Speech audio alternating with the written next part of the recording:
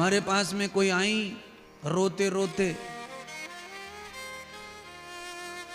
उन्होंने कुछ शिकायतें की घर वालों की हमसे, और घर वाले वास्तव में बहुत अच्छे, हम जानते सबको, पर बस यही है कि बड़े हो गए, शरीर बड़ा हो गया, उम्र हो गई, तो अब उनकी इच्छा पूरी करो। तो हमने कहा तुमने फ्रेंड भी बना रखा है, और ये तो गलत है। माता पिता से बढ़िया फ्रेंड कौन है?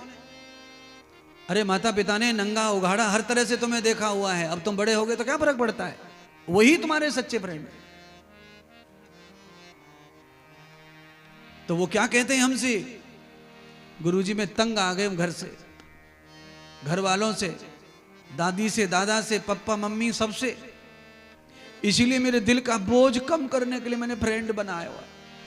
बताओ दिल में इतना कितना बोझ है, हिमालय धर लियो दिल में है, पूरे बिहार के बोझ को तू लेके घूम रही है, घूम रहा है तू। मेरे दिल के वजन को, मेरे दिल की बातों को हल्का करने के लिए मैंने मित्र बनाओ, हल्का करने। अरे मैंने एक बार वह मित्र से तो पूछ के देख ले, उसमें हल्का करने की औकात है भी कि नहीं है। जैसे तुम अपने दिल का बोझ उस मित्र से हल्का करना चाहते हो, वो मित्र भी इतना भरा पड़ा है कि वो तेरे दिल को लेके हल्का होना चाहता है। बोलो, सब भरे पड़े टेंशन से और एक दूसरे से खाली करने की कोशिश में मित्रता बढ़ाते जा रहे हैं, पर ऐसा होने वाला नहीं है। 2-4 महीने निकलने तो दो, वो दुनिया भर की बात बताएगा अपने घर की। अरे क्या बताऊं, तुझे अपनी पड़ी है। हमारे घर में तो इतना कांड हो गया है कि मैं कुछ नहीं कह सकता, मैं बहुत टेंशन में हूं। अब बोलो, अब जो पहले से घर के कांड से टेंशन में है, उसके साथ तो मित्रता करके तुम्हारा टेंशन कैसे दूर होगा? बोलो। अच्छा बोलो, आग में घी डालने से क्या होता है? आग बढ़ती है, बढ़ जाती है, भड़क जाती है। अब उसका और इसका दोनों के टेंशन एक साथ मिलेंगे तो क्या होएगा? टेंशन भड़क जाओ, भभक जाओ। इसीलिए जिनको टेंशन, जिनके दिल पे बोझ घर का रखा है, वो सीधे आओ कथा में, यहां सब हल्का हल्का कर देते महात्मा। यहां पे हल्का होता है बोझ, यहां पे खाली होता है मगज,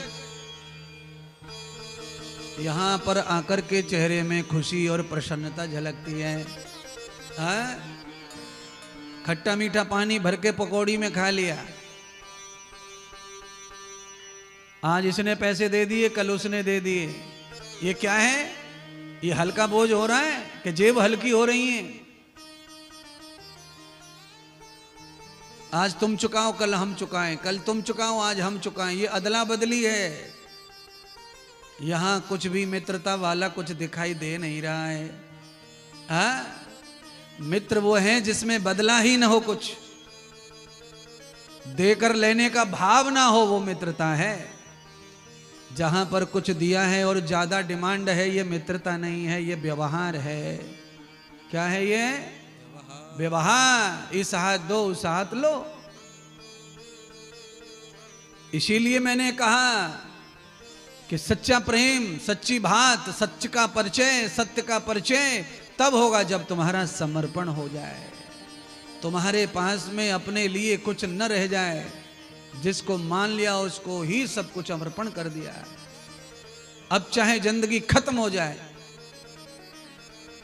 पर अपने लिए कुछ नहीं चाहेंगे तो आपका समर्पण सत्य और सत्य की खोज हो जाएगी। परमात्मा के बारे में ऐसी चर्चा हो रही है, ये संसारियों के बारे में ऐसी चर्चा नहीं समझना है इसको। ये परमात्मा की सत्य की खोज करने वाले को ऐसा करना चाहिए कि वो परमात्मा को समर्पित हो जाए, तो उसका क्षण भर में कल्याण हो सकता है। फिर उसे किसी भी कलंक से भयभीत होने की आवश्यकता नहीं है। पर भगवान को समर्पित व्यक्ति के लिए भाव है। सुखदेव जी ने राजा परीक्षित को संसार की रचना की कथा भी सुनाई।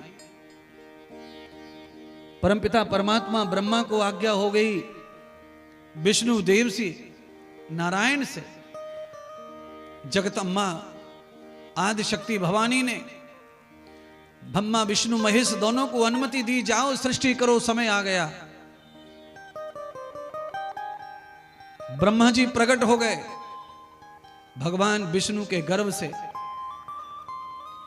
और विष्णु के गर्भ से जो प्रकट हुए उनको आदेश हुआ कि सृष्टि करो।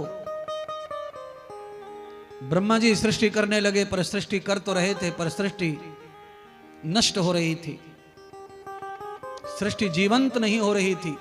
जो भी पैदा कर रहे थे वो डूबता चला जा रहा था सागर में। और इसीलिए कहा भव सागर में डूबने से बचना है तो क्या करना चाहिए। तो भगवान नारायण कहते हैं ब्रह्मदेव ये सृष्टि ऐसे नहीं होगी, तप करो। ब्रह्मा जी ने 10,000 वर्ष तप किया, नारायण का ध्यान किया। और जब ध्यान से भगवान नारायण प्रसन्न हो गए तो ब्रह्मा जी के प्राणों से प्रकट हो गए और सीधे सागर में पाताल में उतर गए। वहां पर दैत्यराज हिरणाक्ष धरती को कब्जा करके बैठे हुए थे, डुबा के रखा था। भगवान नारायण ने घमासान युद्ध किया और युद्ध में हिरणाक्ष का वध किया और पृथ्वी को सुरक्षित समुद्र के ऊपर लेके आए और ब्रह्मा जी को समर्पित कर दिया।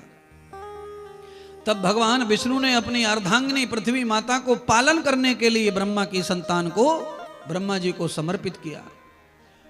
अब ब्रह्मा सृष्टि करने लगे। तो ब्रह्मा जी ने सृष्टि की। सबसे पहले ब्रह्मा की सृष्टि में अक्षर और शब्दों का ऋचा और मंत्रों का आगमन हुआ।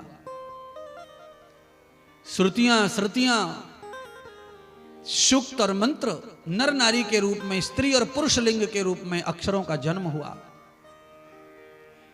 अक्षर भी नर नारी होते हैं।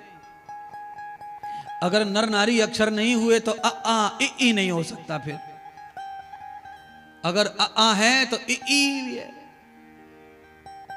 अगर बड़ा आ छोटा आ है तो छोटी ई और बड़ी ई भी है। इसीलिए बड़ी ई और छोटी ई न होगी तो नारी शब्द कोई लिख नहीं सकता। दुनिया का ज्ञानी कोई लिख नहीं सकता नारी। नारी स्त्रीलिंग है, इसलिए नारी को नारी कहने के लिए ई चाहिए। ई बोलो ना री ई री, रा प्लस ई बराबर री। नर दोनों जगह आ का प्रयोग है। अगर आ न होता तो पुरुष लिंग बनता ही नहीं शब्द में। दोनों में ही आ का लोप कर दीजिए, खत्म हो जाएगा पौरुष्य। शब्द में पौरुष्य नहीं बचेगा। और इसीलिए शब्द में अक्षरों में नपुंसक लिंग भी होता है। संस्कृत कोई पढ़ेंगे तो समझ में आएगा सब। स्त्रीलिंग, पुरुष लिंग, नपुंसक लिंग। अब 3 लिंग अक्षरों में, 3 लिंग भाषा में, 3 लिंग व्याकरण में है। तो हमारे शरीरों में भी 3 लिंगों का अलग अलग जन्म है। अलग अलग प्रकार से 3 इंद्रियां शरीर में डालकर परमात्मा अपने अपने कर्म अनुसार, सृष्टि के नियम के अनुसार भेज रहे हैं। परमात्मा सृष्टि चलाने के लिए हम और आपको। तो भगवान ने स्त्रीलिंग के रूप में अक्षरों का अवतरण किया, फिर शब्द का अवतरण किया, मंत्रों का अवतरण किया, ऋचा श्रुति का अवतरण किया। वेदों में ऋचा है। और ऋचा शब्द किसके लिए यूज होता है? किसी भी स्त्री के लिए। ऋचा कुमारी, ऋचा देवी, ऋचा सिंह, ऋचा गुप्ता, ऋचा अग्रवाल, श्रुति कुमारी, श्रुति सिंह, ये सारे के सारे मंत्र, सारे शब्द वेदों में है। ये ब्रह्मा जी ने रचा। और इसी रचना से संसार के जीव को मात्र मुझे और आपको ज्ञान हुआ। ब्रह्मा जी ने मुझे रचने से पहले मेरी बुद्धि का पूरा कार्यक्रम रचकर दुनिया में भेजा हुआ है। इसीलिए हम सबको चाहिए कि ब्रह्मा जी ने पहले इंतजाम जब मेरा कर दिया है जीने का, क्या सही क्या गलत जानने का, तो फिर मुझे गलत और सही में तो निर्णय करना ही चाहिए। फिर मुझे स्वार्थ में रह करके गलत गलत गलत गलत नहीं करते जाना चाहिए। सही सही सही कितना हो सकता है वो करते जाना चाहिए। क्यों? ब्रह्मा जी ने समस्त वेद आदि समस्त तुम्हारे शरीर में डाल रखे हैं। और आप कह रहे होंगे कहां लिखा है ऐसा?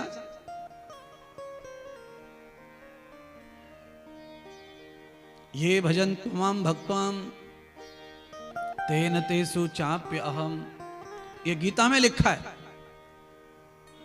और ऋग्वेद में भी ऐसा मंत्र लिखा हुआ है।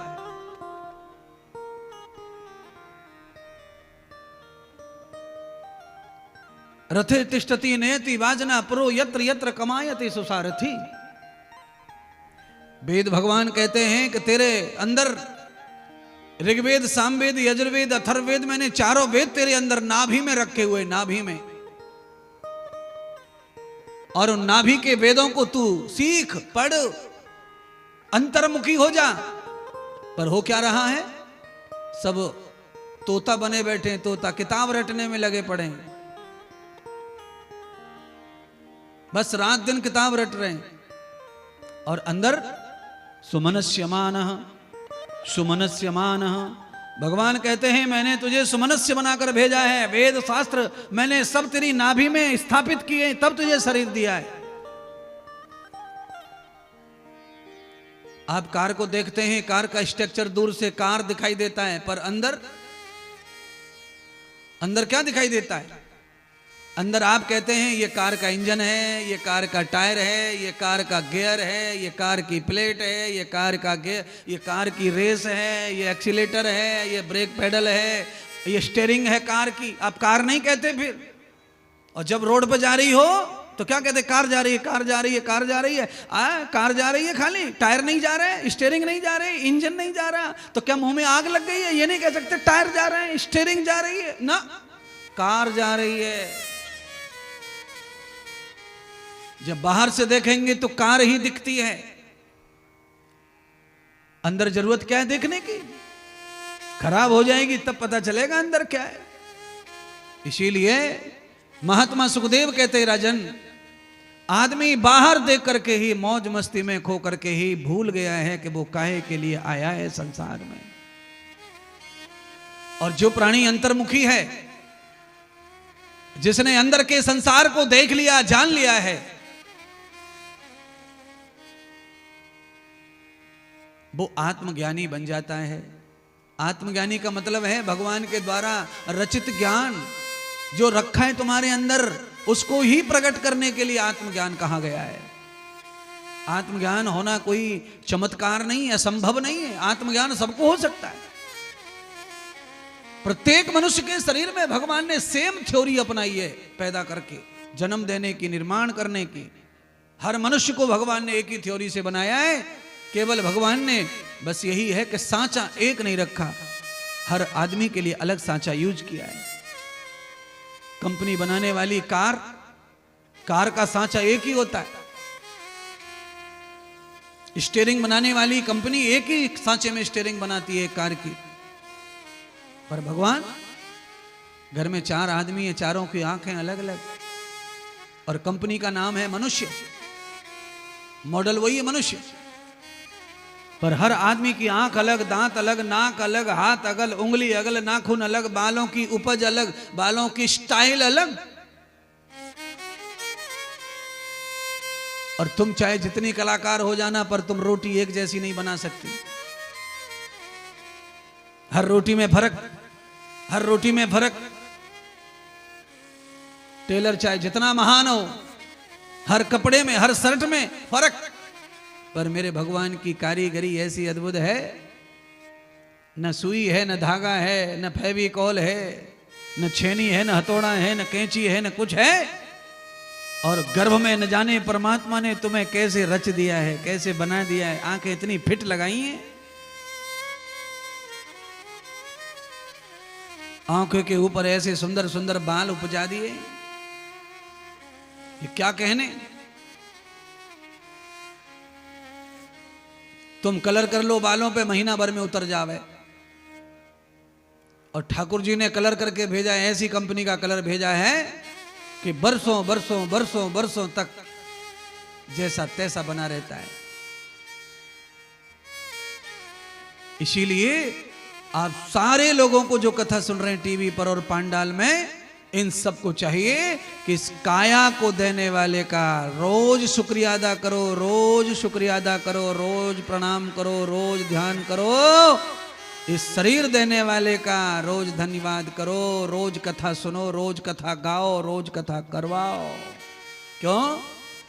उसका ऋण उतारने का प्रयत्न करना चाहिए।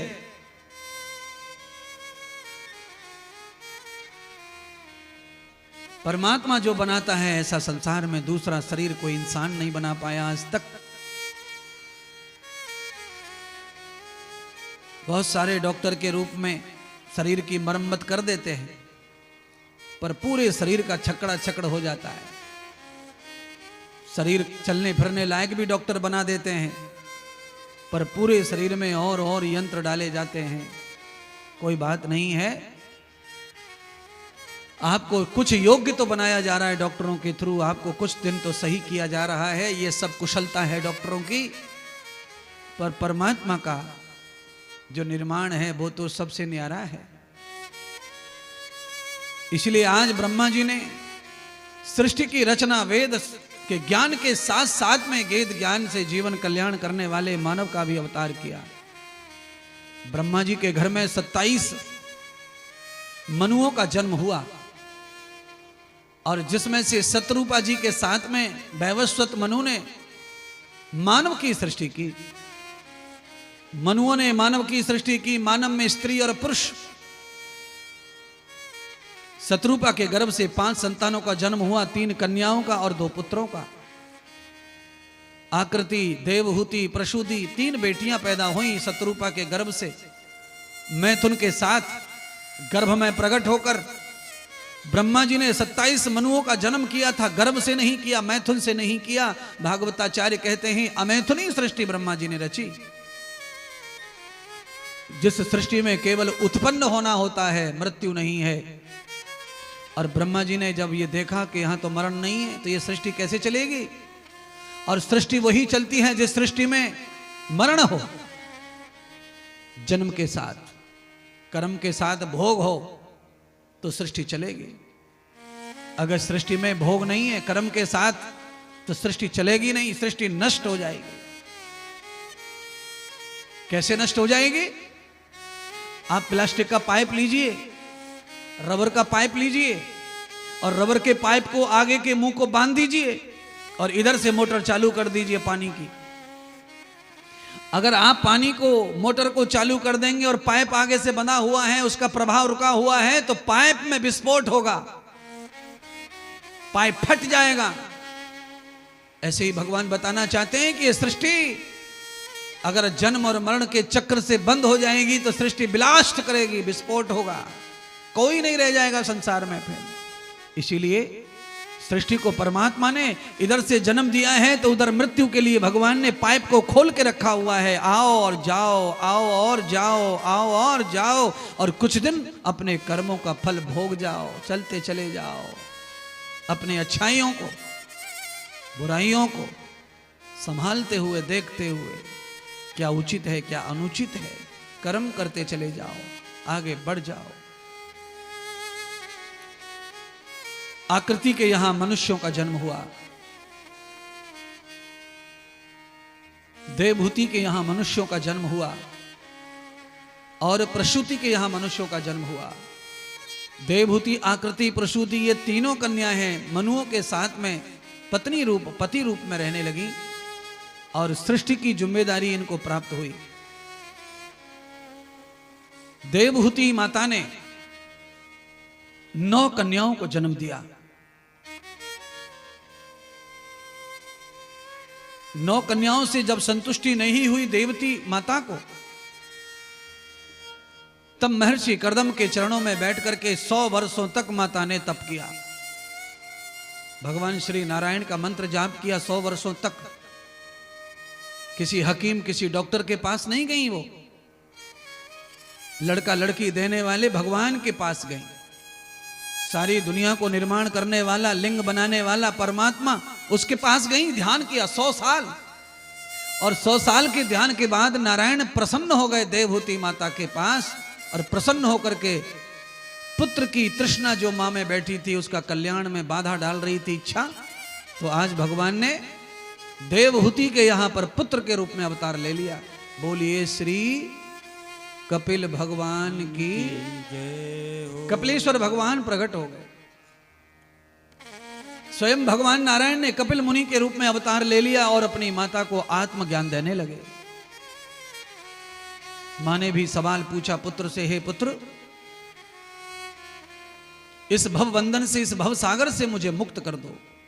और इसीलिए मैंने तुम्हें ध्याया है, इसीलिए मैंने तुम्हें 100 वर्षों तक ध्यान किया है। मुझे मुक्ति चाहिए।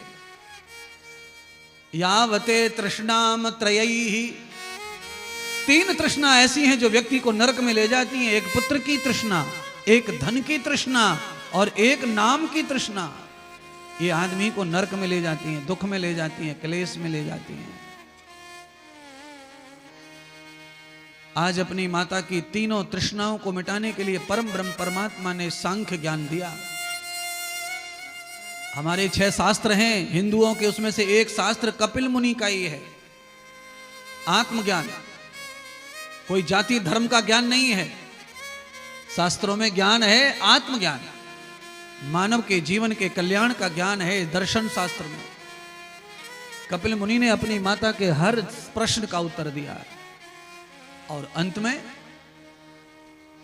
कपिल मुनि ने अपनी माता का कल्याण कर दिया। और जब से कपिल मुनि ने अपनी माता का कल्याण किया है, तब से पुत्रों की चाहत बढ़ गई है समाज में।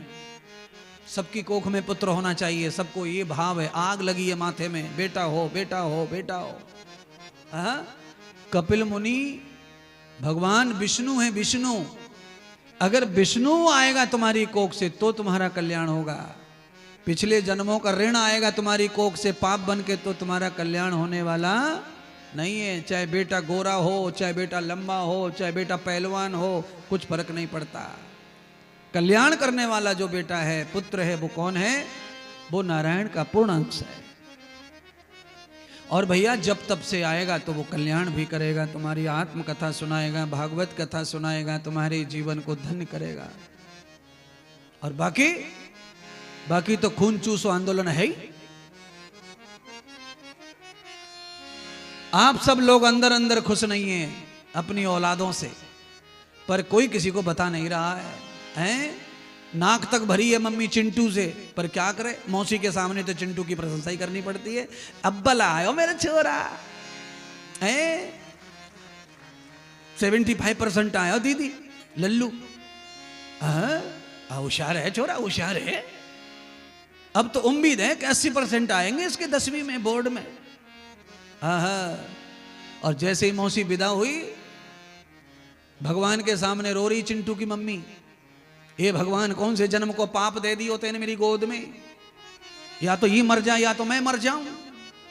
नाक तक छिका रखी है, पर कोई किसी को बताना चाहता नहीं है, अपनी अपनी बात छुपाना चाहते हैं महाराज। पर भागवत तो भागवत है, ये छुपने कहां देगी, ये छुपने नहीं देगी।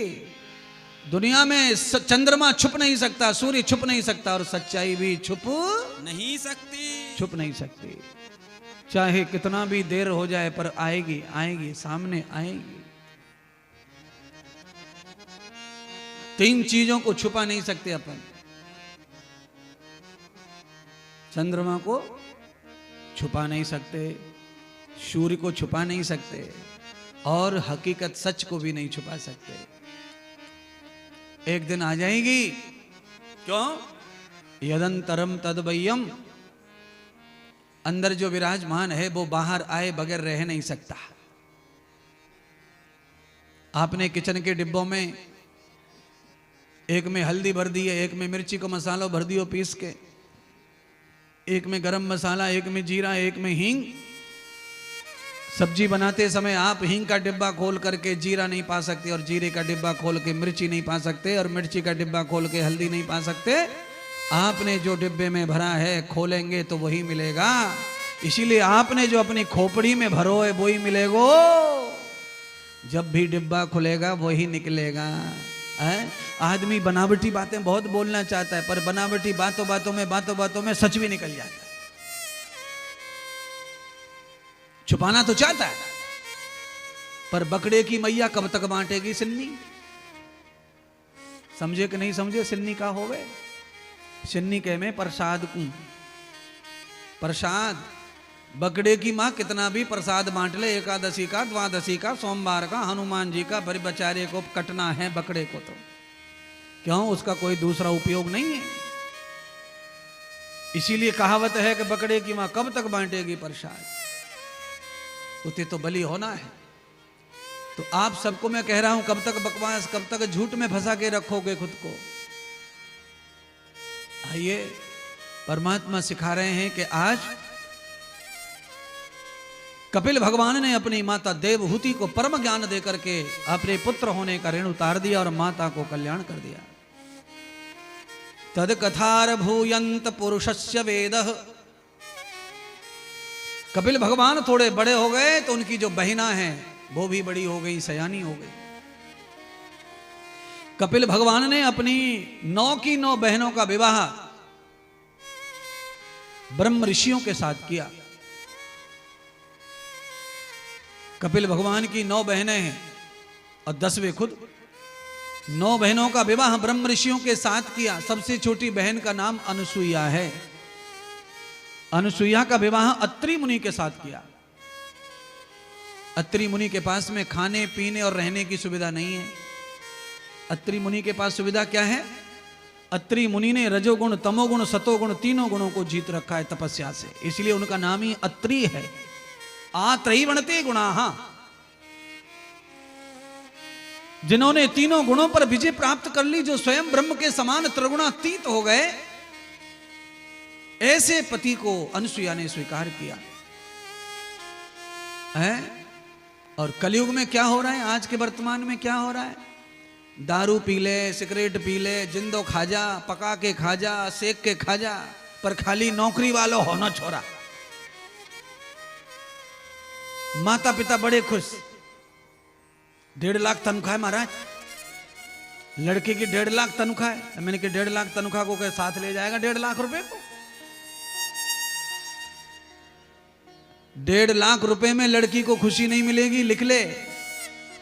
अगर तूने लड़की के लिए जो लड़का ढूंढा है उसके अंदर पैसा और तनख्वाह चाहे कम हो, पर उसके अंदर आचरण अगर अच्छा है, तो तेरी बच्ची को, तेरी पुत्री को वो सदा सौभाग्य से भर के रखेगा, सदा सुहाग से भर के रखेगा, सदा आनंद से भर के रखेगा।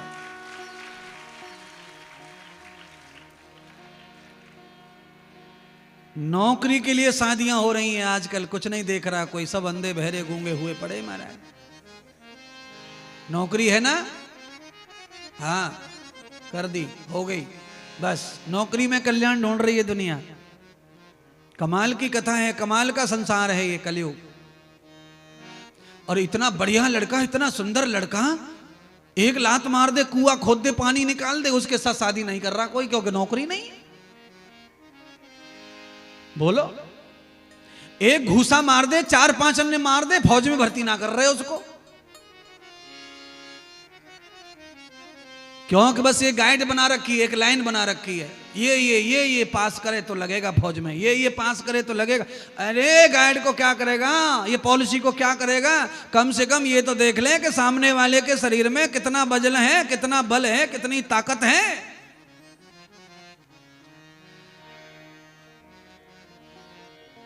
200-400 किलो का पत्थर सामने आ जाए तो उसे लात मार के हटा दे, ऐसे आदमी को तो बिल्कुल दौड़ भाग, फिजिकल और रिटर्न कुछ भी न करके सीधा डायरेक्ट फौज में भर्ती करना चाहिए सरकार को।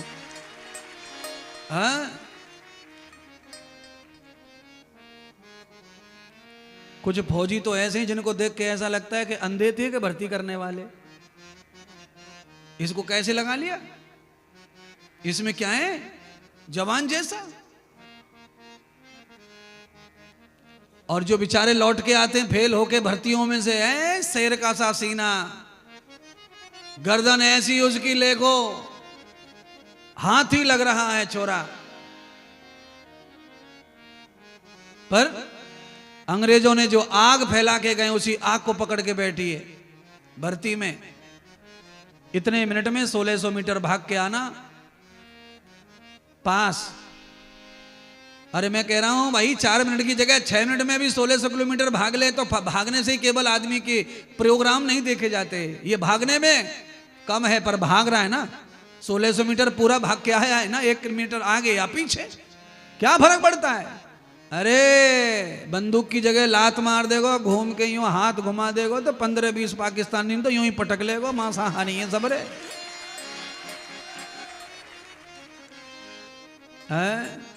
गैया को दूध पी के छोरा जवान भयो, डंड बैठक मार मार के। और गाय का दूध पी के तो बैल भी जवान होता है, जो खेत के खेतन ने फाड़ डाले, चीर डाले, जोत डाले। हाँ, पर क्या करें, बुद्धि पे पत्थर पड़ गए। अंडा खा रहे हैं भर्ती देखने के लिए, अंडा बोलो, अंडा खा रहे हैं, कम से कम अकल पे पत्थर इतने तो होना, विज्ञान इतना तो होना कि अंडा देने वाली में कितनी ताकत है, इतना तो सोचो।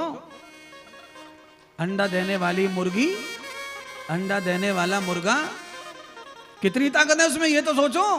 3 मीटर से ज्यादा उड़ नहीं सकता मुर्गा, मुर्गी। और जो स्वयं 3 मीटर नहीं उड़ सकते अपने पंखों पर, वो तुम्हें 1.5 किलोमीटर कैसे भगाएंगे। इसीलिए गाय बिछड़ जाए ना तो बड़े बड़े पहलवान ने खचेड़ के ले जावे रस्सी सहित, और बैल बिछड़ गो लेने के देने पाड़ दे सबरे गामन के। इसीलिए महात्मा इंद्रदेव की भागवत में जो लिखा है उसे समझ लो, जितना हो सके उतना गैया की रक्षा करो, गाय का दूध पी के पहलवानी करो, गाय का दूध पी के अध्ययन करो, गाय का दूध पी के ध्यान करो, अपने आप सब मामला रास्ते पे आ जाएगा, सीधे पड़ जाएंगे सारे भाग्य तुम्हारे। पर सब उल्टा पुल्टा कर रहे हो।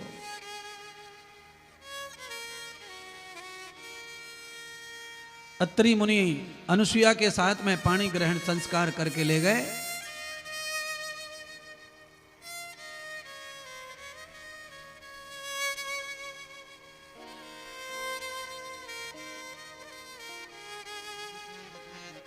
अत्रि मुनि लेकर के बिठा दिया अनुसुईया को।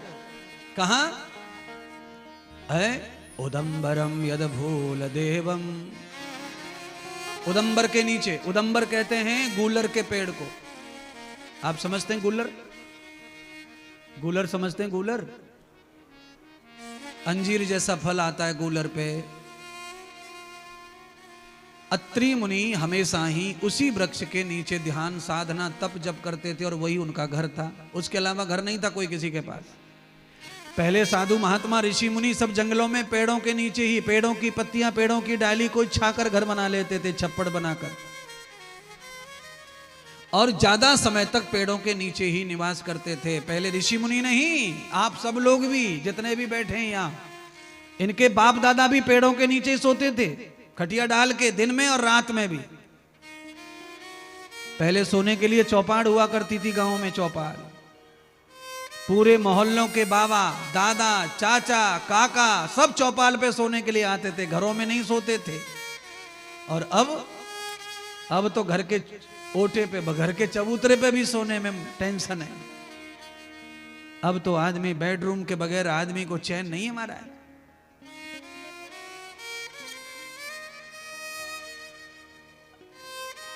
घर में चाहे जितना भी गुजर पुचर हो,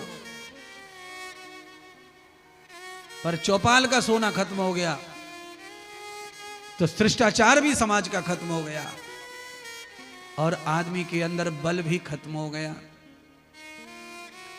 पूरे गांव के लोग मिलके चौपाल पे सोते थे तो क्या होता था? चौपाल पे बैठ के गांव में रात को कहानियां सुनाई जाती, बड़े बूढ़े कहानियां सुनाते, और बेटा, बेटे का बेटा, बेटे का बेटा, 3-3 पीढ़ियां दादाजी के पैर दबा रही है, कोई माथा दबा रही है और कहानी सुन रहे, महाभारत की, भीम की, अर्जुन की कहानियां सुन रहे हैं। और बच्चे दादाजी की बगल में ही पैरों की तरफ लेट गए, कथा सुनते सुनते सो गए। और सवेरे हुआ तब पता चला कि गुड्डू तो यहीं सो गया, पप्पू तो यहीं सो गया, लल्लू तो यहीं सो गया।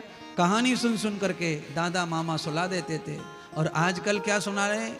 सोते समय क्या हो रहा है? आदमी दिन भर देखे न देखे मोबाइल पर, सोते समय जरूर देखता है। पूरे दिन बिजी रहे न देखे, पर सोते समय थोड़ा दर्शन कर लेता है नींद का, फिर सोता है।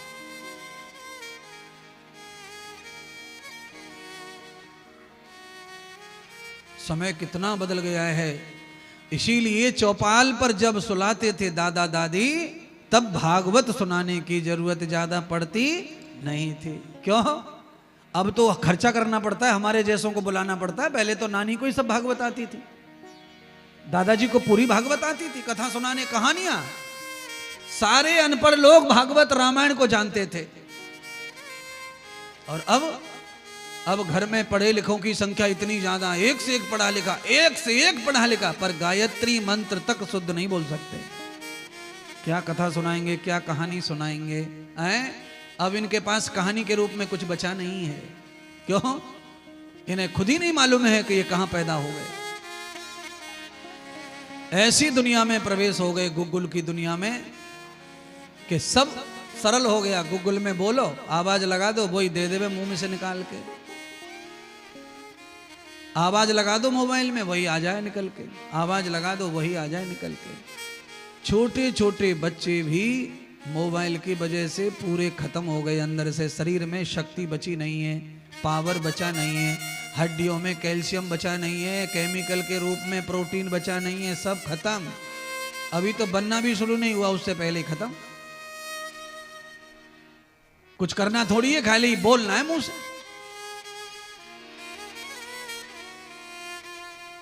सुविधा तो अच्छी है। अगर हमें घर बैठे जानना हो कि ये रेल कितने बजे आएगी और कितने बजे पहुंचाएगी, तो इस मामले में तो मामला ठीक है मोबाइल का। रेल के डिब्बे में कहां बी बनाएगा, कहां सी बनाएगा, वो भी ठीक है, ये भी बहुत बढ़िया है, भाग दौड़ बच जा रही है। पर दूसरे जो उसके नेगेटिव रिजल्ट हैं, वो हमारी बुद्धि पे पूरा असर कर रहे हैं। तो क्या करना चाहिए फिर? क्या हो रहा है बिहार में? धन है, वैभव है, ठेकेदारी है, लंबरदारी है, प्रॉपर्टी है, नौकरी है, व्यापार है, बिजनेस है, सब है, आईएएस, कलेक्टर, सब है बिहार में। पर क्या है? नहीं, एक चीज नहीं है, और वो है शांति। किसी भी घर में सुकून नहीं है, शांति तनक भी नहीं है। देखने में बंगला, गाड़ी, घोड़ा सब दिख रहा है, पर शांति नहीं घर के अंदर। क्यों नहीं है? एक पंक्ति मुझे याद आ गई, इसलिए नहीं है।